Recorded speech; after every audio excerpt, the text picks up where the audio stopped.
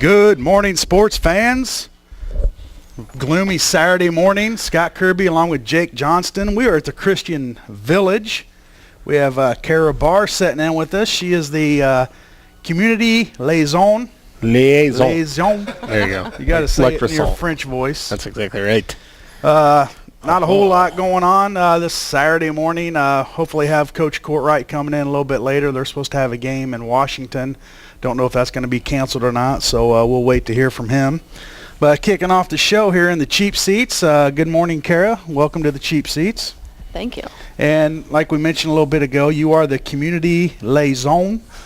And liaison. What make me sound so fancy? What exactly? He's having such a rough time with this. Can't even say it. What exactly does a community liaison do? I'm just the first point of contact for families that want to. I'm sorry. Good you told me I had to say it in my French voice. That's exactly right, but you're supposed to say the whole word, not abbreviate it. What's the whole word? Liaison. Well, okay. There you go. All right. I'm going to introduce myself to families like that from now on. You should. It's a little more fun. So what do you exactly do here? I'm not even going to say it anymore. I'm the director of admissions, and I do the community outreach, so I'm the first point of contact for families when they maybe want to have their family come here for more care or maybe get some rehab if, they're weak and need to get stronger before they go home. How long have you been here? I think about 6 months, 5 or 6 months. Oh, so you're a little new here. Yeah. Kind of learn the ropes. Now, May 12th through the 18th is National Nursing Home Week. Does the Christian Village have anything special planned? Yeah, we've got a few things going on. We've got, on Thursday the 16th, we've got kind of a launch of our new caregivers support group. We're going to call it Caregivers Together. It's going to start at 1:30. We've got somebody coming in to speak. Her name's Lee Shaw. She's a local caregiver. She's given care to a couple people across the street at our senior apartment building. And then we're also going to just kind of meet and greet. Families can tell their stories, maybe just get ideas together to see what they want to see out of the next one. And then we'll have like an ice cream buffet and stuff like that. Oh, so hey, Jake will be here. You had me at buffet. You said buffet. And then Friday, we've got our Day of Appreciation for First Responders. We're going to have like an open house style thing from 11 to 2 for the Lincoln First Responders, just to kind of thank them for what they do for us and our residents here. We're going to have hot dogs and brats and have that as a time to maybe let them have a tour so they know the building a little bit better and just make it easier for them when they have to come in here. Nice. Well, we were here a few weeks ago, and we were talking a little bit about your Alzheimer's unit. Yeah. And can you tell us a little more about what you do for those residents and what's different than the rest of your residents here?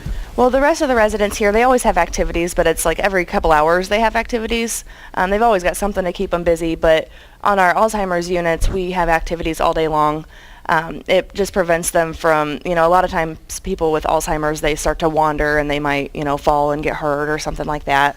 And this kind of keeps them busy, keeps them active, it keeps them socializing, and that's the most beneficial part. And then it's a lot more of an open area there, so they have room to wander and, little activity pods here and there and little sitting areas too, so they can take a break if they get restless or tired.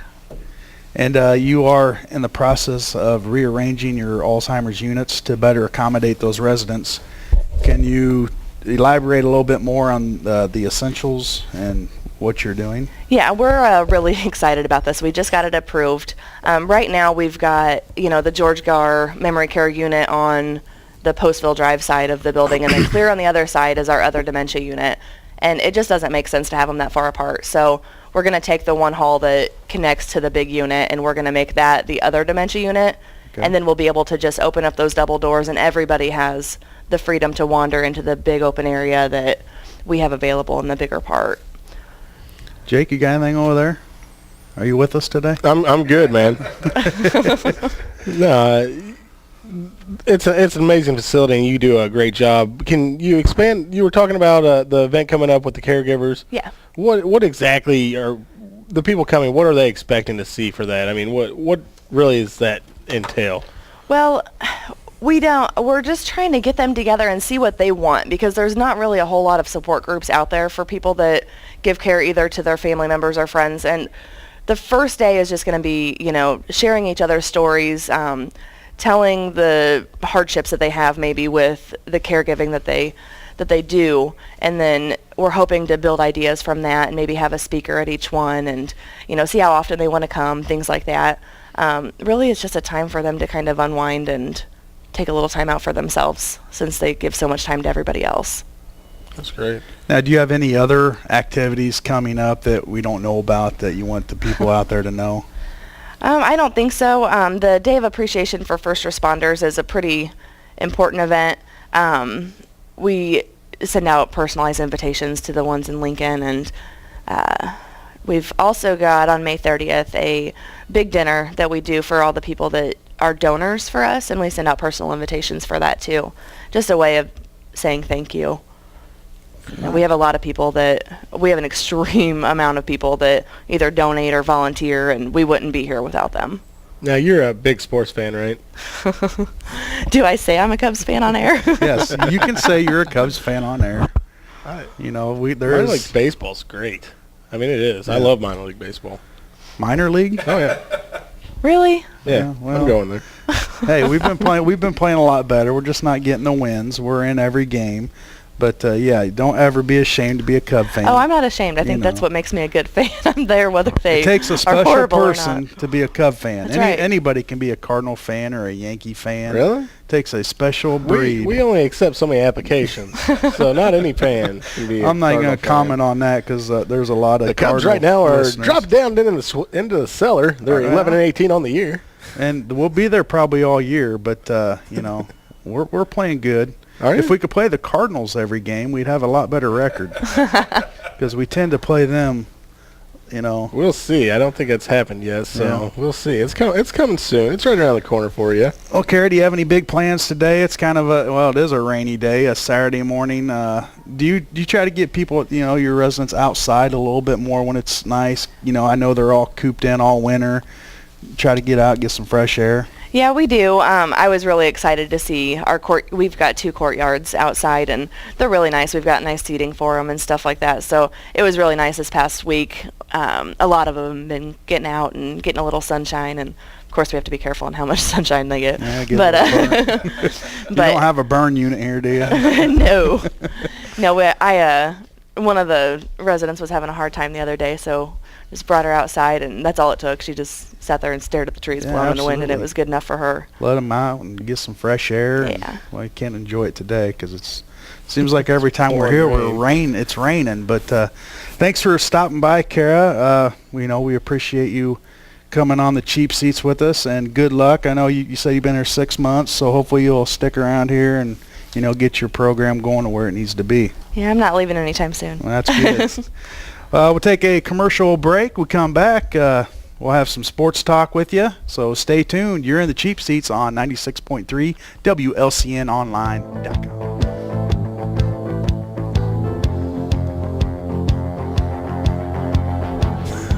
Just waiting for that to kick in there. Good morning. You're in the cheap seats. Scott Kirby, along with Jake Johnston, the furniture guy. Do you like me calling the furniture guy? I'm indifferent about life, so okay, well, we're good. He is the furniture guy. We are at Christian Village here in Lincoln. Yeah. Gloomy Saturday morning. We can talk some baseball on this Saturday morning. My beloved Birds are up in Milwaukee, so it doesn't matter if it's gloomy up there. That's right. They'll close that dome any minute they want. Close it up and game on. Good place to watch a ball game. I don't know if you've been there. I've driven by there. I have never been there. Yeah, it's a good time. Good. Some of the best brats in baseball. Yeah, and they had the little brats running around the at the race races, time. yep. Yeah, that's pretty funny too. So good times, cheap too, man. You can walk up and get $20 tickets right on the line. Really? Yeah.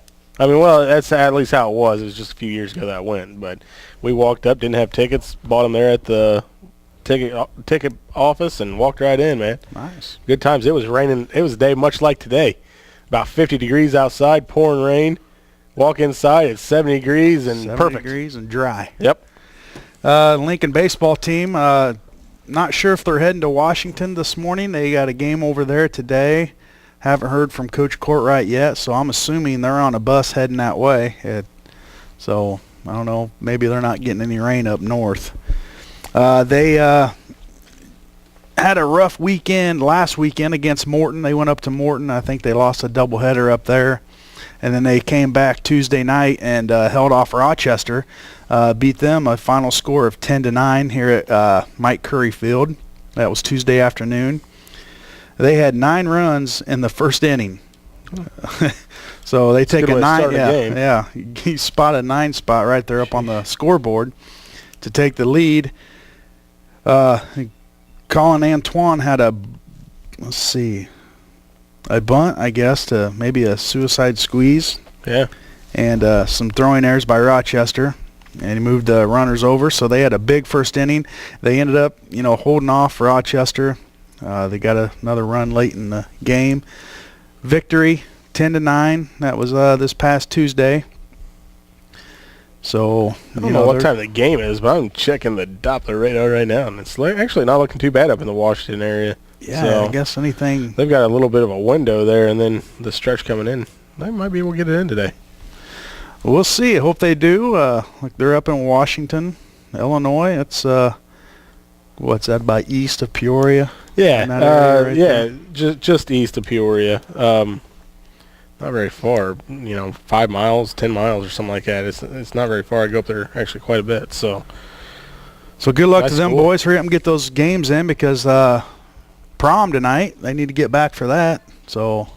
Oh, there's prom tonight. There is prom tonight. Wow. Yeah, prom. Really? What do you think Joe will be doing tonight? Joe's going to prom. Joe's going to prom. Joe, where are you going to eat? Oh, yeah. Joe's going to Gazzardo's. There's nothing wrong with that. Large prime rib. Yeah? Oh, yeah. He's getting the Alfredo. So we talked about if you guys want to see our the cameraman Alfredo. Joe, stop up to Gazzardo's, say hi. He'll be in a camouflage suit. Yeah. I think he's going Alfredo. with, what do you say? It's the Arctic camouflage? Yeah?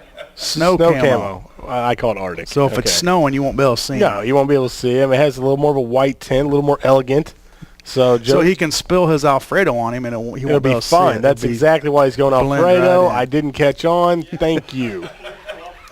Also in attendance with cameraman Joe will be Jeff number 2, hanging out the entire. And it looks like we do have a phone call. Sorry. Phone call? Go ahead, caller. Hey, guys. It's Josh. What's going on? Hey. We're talking about Joe, and let's talk some sports. Well, Joe's not very athletic, so Hold on, Josh. I know you're a little bit older, but I think you still remember your prom night. And in many ways, I think it may have been a sport, right? No. I was looking forward to the next baseball game and getting to that, guys. What a horrible year for athletics. I mean, as far as the fall sports, how do you get any type of rhythm? I mean, the Railers had a good season going, even better than years past, and you can't get out to practice. You can't get to play unless you're playing over at Sacred Heart Griffin every game. Boy, just a bad fall for fall athletics, especially the outside sports anyway. yeah, it's that's the Illinois weather we get to deal with, Josh, and like you said, it's hard to get in a rhythm where you don't know if you're playing or not, and it's just like you said, they had a good start to the season, and then you just got to deal with Mother Nature. Yeah, it's hard to get motivated when you've been outside for several games or several practices, and then you got to go inside for about a month straight. It seems like it's with the facilities and probably not having the tarp. It's probably a little downing to go back inside and feel the ground balls off the gym floor than it would be back outside at Mike Curry Field. But it's that way for everybody. So it seems like the Railers have kept progress going. Have you guys been paying attention to any of the NBA playoffs? Well, a little bit. I watch a lot of the Bulls, and they're kind of falling apart with injuries and illnesses and stuff like that. But some good games last night to close it out, Josh. Oh, yeah, there's no question. How Tom Thibodeau isn't the coach of the year in the NBA. If you can find a better guy with less talent and a team that, I know Brooklyn's not very good, and I don't think the Bulls are very good, but you talk about a guy that gets the most out of his players. I'm not sure any of the players for the Bulls would start for the New Orleans or for the Oklahoma City Thunder. And look at him the other night with 6 guys, takes Brooklyn all the way down to the wire. They've got the little guy that's been scoring like crazy. Nate Robinson. Throwing up in the bucket. And another guy is sick, and you already don't have Heinrich, who I think is probably their best all-around player anyways. He's been fun to watch, although their games sometimes are very boring because they don't score very much. But you talk about a team that plays hard. I don't know if I've ever seen an NBA team play harder than what he gets them to play for. No, just looking at the game the other night, the people that were on the floor, you had Luau Deng. He didn't play. They thought he had spinal meningitis, and then you got Heinrich on the bench, and obviously Derrick Rose on the bench, and the 5 out on the floor just to get the effort from them. And Joakim Noah is playing with plantar fasciitis, whatever. Fasciitis, can't even say it. So he's playing with that injury, and they say that injury, Jake was talking about it last week, that's a injury that just keeps lingering, and for them to play like that, and and they were in foul trouble too. Taj Gibson was he fouled out, and Boozer was in foul trouble, and you just don't have that depth to bring guys in to give them a break because you're playing for your life right now. Well, I'm sure that Mark Jackson will win it now that Golden State is getting by the first round. It's a fun young team. That seems to be like what everybody's talking about. But I don't. If they really had some good observers and to see what this guy can do with the team that I don't think is very. I mean, you just look at the roster. How they really had an all-star, I'm not quite sure, but they just don't. I mean, I like their team as far as how they play, but they just don't have. I mean, Boozer's old and he can shoot, and Noah just gives max effort. He's really not that great of a player. He just plays harder than everybody else. So they're fun to watch. They're fun to to root for. But I'm all for Tom Thibodeau, Coach of the Year. But I don't think there's any question about it. And that's just not because I'm a Bull fan. I listened to Van Pelt and Russillo, and Russillo is one of the top NBA guys there is as far as just studying games and stuff, and he says, I don't know how this guy wins with this roster. Yeah. And that's true. Now, what's your take on the New York Knicks? They make you a believer after closing out Boston last night? No. I'm tired of watching them. I can't watch Carmelo take 35 shots and make 7 of them anymore. And not go for rebounds. The guy on the Herd the other day was just ripping him apart. He used to have 4.5, 5 assists a game, and now he's at 1.2 or something. I'm not a Knicks fan. I just don't. Everybody likes to root for them, and they think that it's the best place in the world is Madison Square Garden. Well, I don't know why it's that. It's not, nothing special to me, and I'm not a big Knicks fan. Any team I like to watch, and I hate to see it, was Russell Westbrook going down on a cheap play, but they do it all the time anymore, just to kind of get under the skin of somebody. But my favorite team is the Thunder. They're fast. They're up fast paced. They just shoot. They run. They're quick. They're very athletic.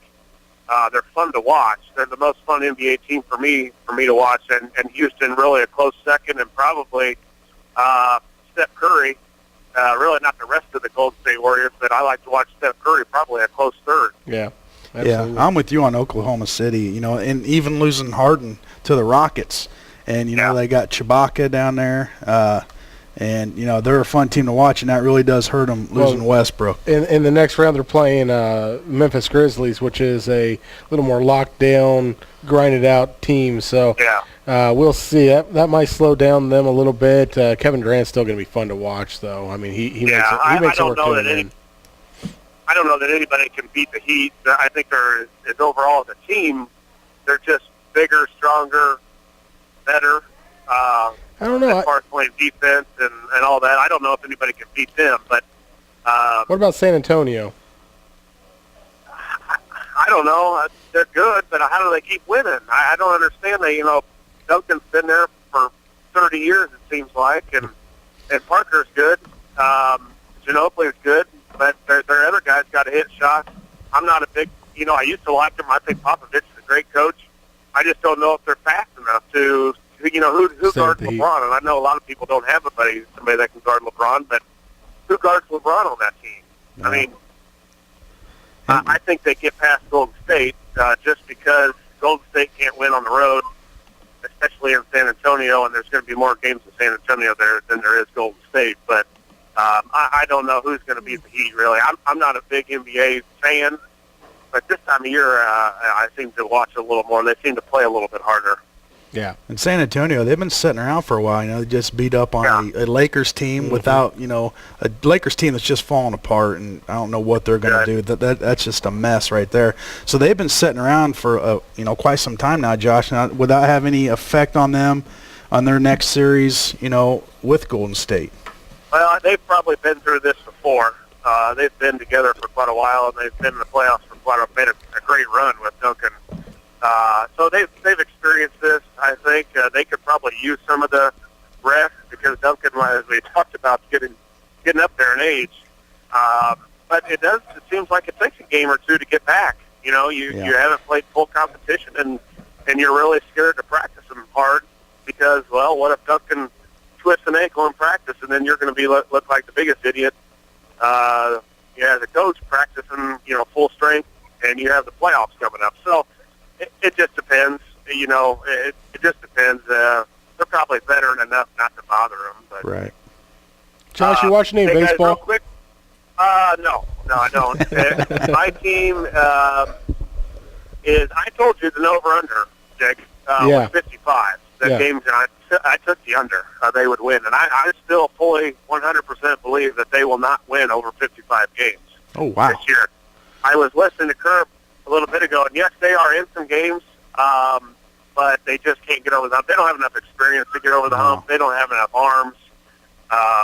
They're just very, very bad, and there's no other way to put it. I mean, how do you put it? They're tough to watch, and any more for me, baseball is too long of a game to watch. But they're just tough. You guys have seen it. It's just they're doing mental stuff now. It's just it's just like the other day against the Padres. You're up 2-0, you got 2 outs, and just a little bloop, just little stupid things, and not hustling. And it's almost league of their own, but major league. The guys running into each other and all that kind of stuff. And it's the bad news bears. Hey, real quick, before I let you guys go, update on Illinois basketball work. They're starting to become Iowa State real closely, as Iowa State is the school now that takes all these transfers. Well, Illinois has got, of course, the 2 coming in, Ike from Illinois State and the kid from Seton Hall has signed. Both of them have signed, and now Ahmad Starks from Oregon State is a graduate of Whitney Young in Chicago. His grandmother, who, from what I've read, has taken care of him since he's 5, and she's ill, wants to move back, and Gross had him in for a visit yesterday. Thursday, and loved it. So look for him to sign on the line, and if the NCAA clears him to be able to transfer, he will be able to play right away. He'll be a senior next year. Has started for Oregon State several years now. I think he's about 10 points a game. Real small guy, but good for Gross's system, I think. And then Brandon Paul's brother, who was at Western Michigan, not a highly recruited guy out of high school, but has really put on the strength, put on the weight, become athletic. He's 6'8", 220, different than Brandon Paul. He is interested in Illinois as he thinks he's better than the Western Michigan now and wants to go a step up as far as college basketball. So Coach Gross is bringing in the transfers. I'm not sure if that's a great thing or not, but anyway, he wants to be good now because all those guys that he lost, and especially you got the 4 freshmen coming in where I was going to say he's not really going to be losing any. He won't be losing any real scholarships because of this either with them transferring. No, it'll be 1 year. The kid from ISU is a 5th-year senior. He's going to come here and be gone in 1 year. The kid from Oregon State, 1 year. He's going to take scholarship up for only 1 year. So it's really a good idea if you have the scholarships available because you're going to be so young and so inexperienced at the guard position, especially the guards, and well, big guys too. Really, your whole team next year. The benefit of this is really good. He said he wants to make the tournament again, and I think he's well on his way. The kid from Seton Hall can't play next year, and neither will the Brandon Paul's brother. I forget his first name now. He won't be able to play, but there again, there's not a lot of 6'8", 220, 230 kids around that don't get grabbed up by the big schools, and this may be your opportunity to grab another one. So it's a fun time for basketball, and it's not going to be a fun time for football. No,